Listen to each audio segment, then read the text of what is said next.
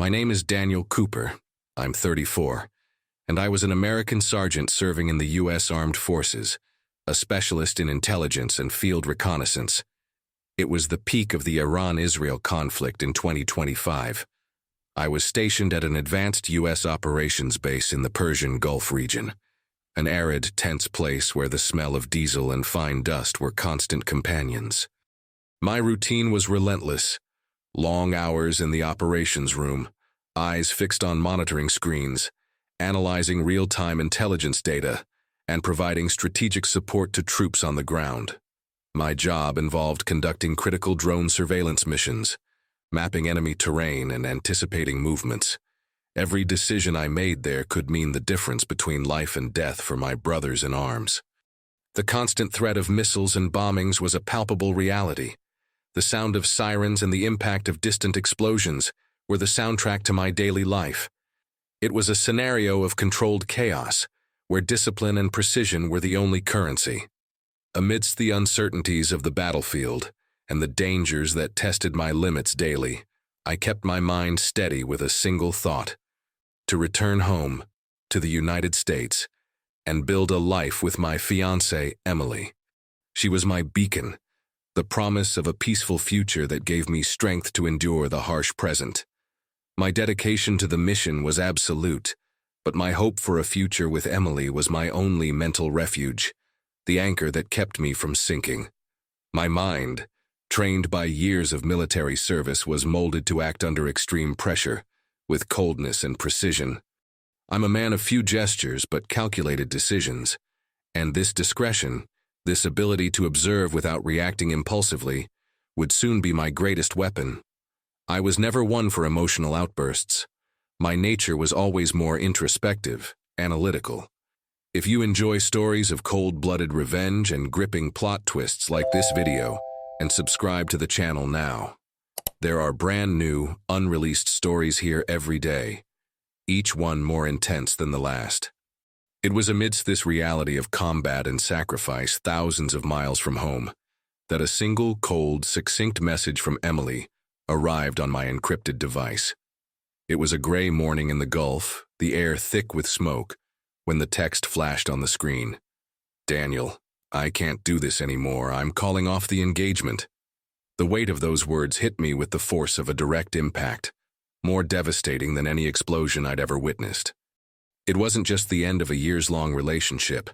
It wasn't the heartbreak you read about in Hollywood movies, but the cruelest desertion at my most vulnerable moment. I felt the devastating blow, but I acted like the soldier I was, cold, strategic, and patient. There was no anger, no tears, just a chilling clarity and an absolute determination to uncover the truth behind that abrupt maneuver. The personal betrayal mingled with the existing trauma of war, creating a feeling of emptiness and alertness simultaneously. My mind began to process the situation as a new threat, a new enemy to analyze. Emily, 32, my fiancée, who chose convenience over loyalty. She was a charming woman, but I would come to discover there was a layer of opportunism beneath her captivating smile. My cousin, Nathan Sterling, 35, was the other pillar of this betrayal. He was the heir to a successful tech company specializing in logistics, based in Seattle, and focused on civilian and corporate contracts for major e-commerce companies and government agencies, like the Department of Defense. A shrewd businessman with an impeccable reputation in Silicon Valley and a lifestyle that flaunted wealth. Emily claimed in her brief and insincere message that the distance was unbearable and that she needed to move on with her life. A pathetic justification for someone who promised to wait. The truth, which I would unearth with the same tenacity I used to investigate terrorist cells, was much darker, more complex, and intrinsically linked to greed. There was a scheme, a conspiracy, and I was sure they had no idea who they were dealing with. Even before I was deployed to the Persian Gulf base, my intuition, honed over years of threat detection and pattern analysis in combat scenarios, told me there was a hidden enemy at home, not just overseas. I'd already noticed an unusual closeness between Emily and my cousin Nathan. which at the time just seemed like harmless family friendship. They were spending more time together than usual, attending dinners and social events, even when I wasn't around. I remember Emily, during a visit to my parents' home in Nantucket, asking strange questions about the family trust structure, about liquid assets, and about the properties my parents had left behind. Subtle, almost casual questions about how the inheritance was set up, who the beneficiaries were, and what the terms of access were. At that moment, it sounded like Fiancée's curiosity, someone interested in integrating into my family, but my internal radar pinged. Conversations with Nathan, then, began to sound a louder alarm. He, with his business acumen and his track record of success in the tech sector in cities like San Francisco and Austin, spoke about investment opportunities in his company, Sterling Logistics Solutions, an emerging powerhouse in AI-driven supply chain management. He subtly suggested that Emily and I should optimize our assets, perhaps by transferring some holdings to more modern and profitable investments under his management. He even presented me during a coffee meeting in downtown Boston with a detailed plan on how we could reorganize my inherited assets to maximize liquidity and simplify tax administration. On the surface, it all seemed like a helpful offer from a successful cousin, advice from someone who understood finance. But the subtlety with which the questions were asked, the insistence on details that didn't seem relevant for a simple investment, and the way Emily echoed Nathan's suggestions began to bother me. My experience analyzing intelligence networks and predicting hostile movements taught me to distrust patterns that deviate from the expected. I felt there was something deeper going on, a hidden current beneath the calm surface. The idea that those who were supposed to support me could be conspiring to take advantage of my absence, and more precisely, my inheritance, seemed absurd, but the possibility planted itself in my mind like a cold seed. Upon returning to American soil, my strategic mind, forged on the battlefield, pushed me to protect my future, not to seek destructive revenge. I had already made discreet preparations before being deployed to the Middle East, a security protocol I learned to apply to all aspects of my life. I had duplicated all my financial documents, including bank statements from accounts at Bank of America and Chase, investment records at Fidelity and Vanguard, property deeds in my name in Massachusetts, and even my parents' will and trust details. Everything was carefully stored on a secure server, an encrypted cloud service that used the same security standards I employed for classified missions. This wasn't an act of paranoia, but a precaution learned in a world where information is power and vulnerability can be fatal. With Emily's message in hand, which served as proof of the personal betrayal, my sergeant's intelligence mind went into full operational mode. I started working silently, using the same techniques learned in communications surveillance to gather more evidence. I systematically recorded phone calls they tried to make to me and other family members, analyzed suspicious financial transfers between Emily's and Nathan's accounts, emails exchanged between them, and even older text messages that revealed the evolution of their complicity. It wasn't difficult, because like many modern relationships in the U.S., we had shared accounts on some platforms, and I had access to records they didn't imagine I could track.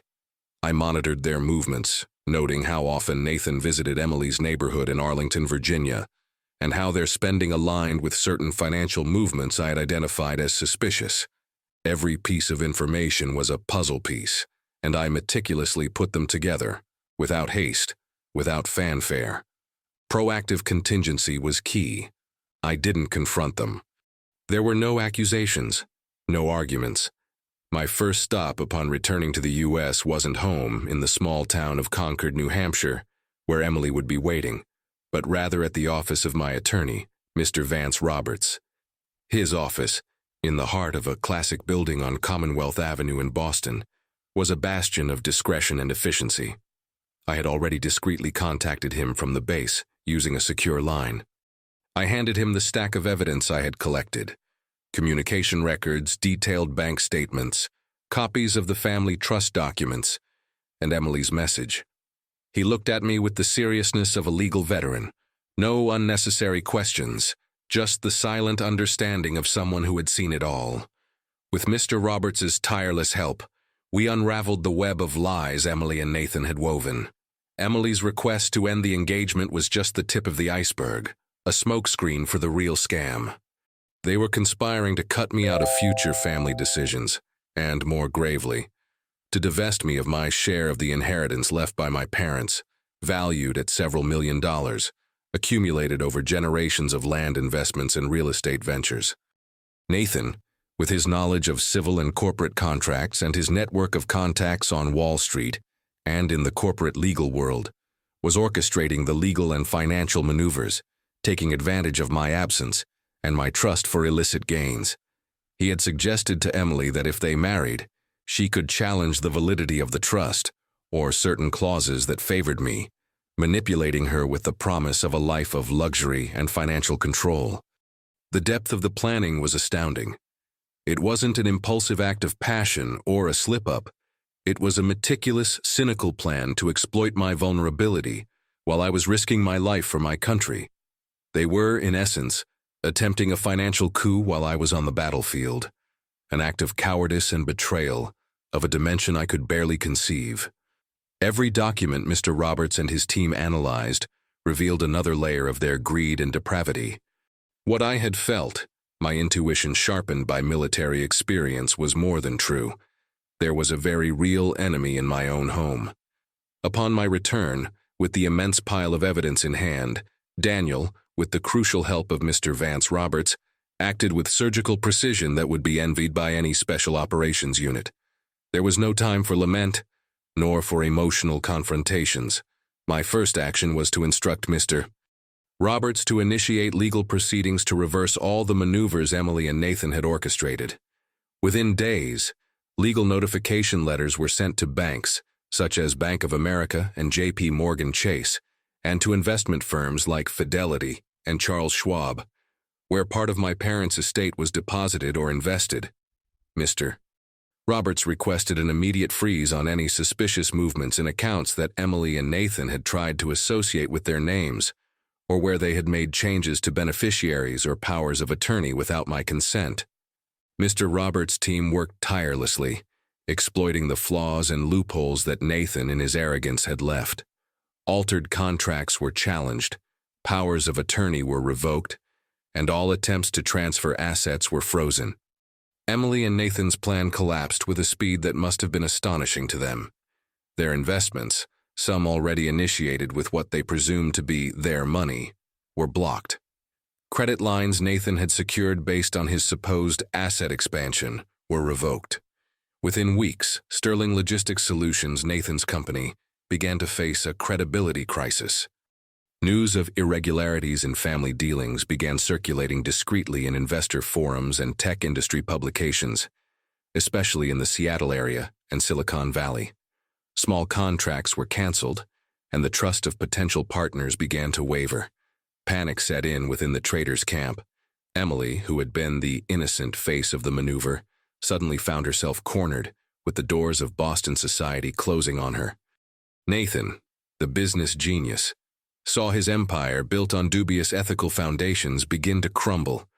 Desperate, Emily and Nathan tried to contact me in every imaginable way.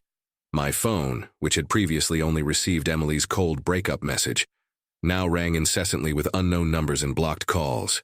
Text messages and emails flooded my inbox, begging for forgiveness and promising to explain everything. Emily, with her voice that once calmed me, now wept in audio messages claiming that Nathan manipulated her, that she was under pressure, and that she missed me desperately. She tried to paint herself as a victim, shifting all the blame to Nathan, as if she were a naive child easily influenced. Her tears, which once were my Achilles heel, now sounded like a poorly rehearsed act. Nathan, for his part, tried a different approach. His messages were more aggressive, laced with veiled threats of defamation. He suggested he had information about my military life, incidents that could tarnish my reputation if I didn't reconsider my legal actions. He even threatened to expose details of classified missions or try to publicly discredit me, with distorted information he might have extracted from Emily during their confidential moments. "You won't want to see your name associated with certain things, Daniel," he typed in one message, attempting to intimidate. "People in high places don't like negative publicity." He tried to exploit the fear of a veteran having their life and sacrifices dishonored. But I was prepared for anything that came. My military training taught me not to yield to pressure, to coldly analyze threats, and to respond with strategy, not emotion. My response to all these desperate attempts was absolute silence. I didn't answer a single call. I didn't reply to a single email or message. All communications were directed to Mr. Roberts. He, in turn, responded with the coldness of a legal brief, informing them that any attempts at direct contact would be considered harassment, and added to the dossier being prepared for court. Mr. Roberts, acting on my behalf, presented the irrefutable evidence of the conspiracy.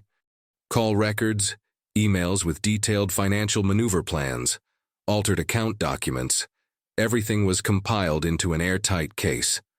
What began as a private dispute quickly escalated into a public battle that thoroughly discredited them, starting in the Middlesex County courts in Massachusetts. In court, the presentation of the evidence of their conspiracy was relentless. The evidence was irrefutable, and Mr. Roberts presented it with crystal clarity. Every email, every record of financial transfer, every testimony from employees who witnessed Nathan's manipulations within the company, every detail about how they tried to alter the terms of the family trust. Everything was revealed in meticulous detail. Emily and Nathan, sitting at the defense table, seemed to shrink with each new piece of evidence presented. The scheme was exposed publicly, not just to the judge and jury, but also to the local press covering the case, given the prominence of the sterling name in the business world and the unusual nature of the betrayal. Their defenses, based on denial and mutual accusations, crumbled to pieces. Emily tried to apologize, weeping openly and appealing to emotion, but her tears seemed hollow in the face of the documented proof. Nathan, the confident businessman, was caught in contradictions in his own testimony, and his arrogance turned into visible nervousness. The greed behind their actions was exposed for all to see, painting a repugnant picture of cold calculation and inhumanity. The reputation of both was not just scratched, but completely ruined. Sterling Logistics Solutions faced a deluge of scandals, with financial media questioning the integrity of its leadership. Emily was ostracized in her upper-class social circles, and her name became synonymous with betrayal in whispered conversations at charity receptions and country clubs. The humiliation was complete and irreversible, a much more effective punishment than any shouting or confrontation I could have provoked. With the resources fully recovered and the legal dust beginning to settle, I rebuilt my life with a dignity and purpose I never imagined I'd find. The pain of betrayal, which once seemed an unbearable burden, transformed into powerful fuel. Instead of sinking into resentment, I channeled all my energy into something constructive. I founded the Valor Initiative, a non-profit organization based in Washington, D.C., with support offices at Fort Hood, Texas, and Camp Lejeune, North Carolina, focused on helping war veterans transition back into the civilian workforce. I used my own experience in intelligence and logistics, and also the deep pain I felt from being scorned and betrayed, to inspire others. The project offers career training programs, psychological counseling, assistance in obtaining VA, Department of Veterans Affairs benefits, and even microloans for veterans who wish to start their own small businesses. My team is composed mostly of other veterans and former military personnel who understand the difficulties and challenges of this transition. Each day at the Valor Initiative reaffirmed my own worth, proving that true strength lies not in retaliating with fury, but in transforming adversity into a legacy of support and hope. My pain redefined my existence and proved the true meaning of loyalty and service. The final strategic counterattack, which began in court, culminated in Emily and Nathan's complete public humiliation. The legal battle was long and exhausting, but the solidity of the evidence Mr. Roberts presented was unquestionable. The court, after months of hearings and testimonies, ruled in my favor, Emily and Nathan not only lost all their rights to any part of my parents' estate, but were also ordered to pay substantial damages for emotional distress and material losses, in addition to covering all my legal expenses, which in a U.S. lawsuit is a considerable cost. For Nathan, the consequences were devastating professionally. The public exposure of the fraud scheme deeply shook Sterling Logistics Solutions. Investors pulled back. Lucrative contracts with the Department of Defense and major corporations like Amazon and FedEx were suspended or canceled, and several high-ranking executives, embarrassed by the association, resigned. His reputation as a tech genius turned to dust, replaced by the image of a greedy swindler. He was removed from the boards of several startups, and his company, once worth millions of dollars, entered a drastic restructuring process on the verge of bankruptcy. Emily, in turn, lost her position at a reputable advertising agency in New York, where she had built a promising career and was completely ostracized in her elite social circles in Boston. Doors closed on her everywhere, from golf clubs to charity galas. Their scheme, which promised easy fortune, resulted not in gains but in total losses, financial, professional, and social. My revenge was never loud, never a spectacle of rage. It was surgical, silent, and definitive. I defeated them with truth and law, showing that honor and integrity, even in the face of the cruelest betrayal, always prevail. I felt a profound peace, a sense of duty fulfilled, knowing that I defended my parents' legacy and protected my future in a just and strategic way. My pain, indeed, transformed into purpose, into something that transcended personal suffering. The Valor Initiative flourished quickly, growing to have programs in over 10 U.S. states, helping countless veterans find their place in civilian life. We received donations from large corporations and foundations, and my work was recognized with community service awards at several gala ceremonies. I built a legacy of integrity, support, and dedication, something Emily and Nathan could never understand, as their lives were guided by greed and betrayal. I learned that true victory isn't about tearing others down with violence or explicit humiliation, but about rising stronger, transforming adversity into a driving force to build something better, more dignified. It's about building a castle of integrity upon the ruins of betrayal. While I built this legacy of hope and support for others, those who betrayed me faced the inevitable consequences of their own choices. Months later, I heard that Emily and Nathan were already struggling to maintain a low profile, living in the shadows, haunted by the shame and severe financial and social repercussions of their actions. Nathan lost his luxury home in Greenwich, Connecticut, and Emily moved to a small apartment in a Philadelphia suburb, far from the spotlight. My rise was a constant, silent reminder of their fall, a poetic justice that needed no words, only facts. If you enjoyed this story, please like this video and leave a comment telling us what you thought. And if you're not yet subscribed to the channel, please subscribe and hit the bell icon to receive notifications of new stories like this. Thanks for watching, and see you next time.